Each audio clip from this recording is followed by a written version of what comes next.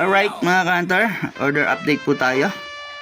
April 20, 2026. Meron po tayong tatlong papadalhan ngayon mga ka-hunter. O mga bayad na po ito sa GCash. Number 241 po na order. Shout out kay Romel Agunat. Nag-order po siya ng 3 meter patakan na brown. Ito po ay papunta sa Barangay Palungpong, Batak, Ilocos Norte. Bayad na po yan sa GCash mga ka-hunter.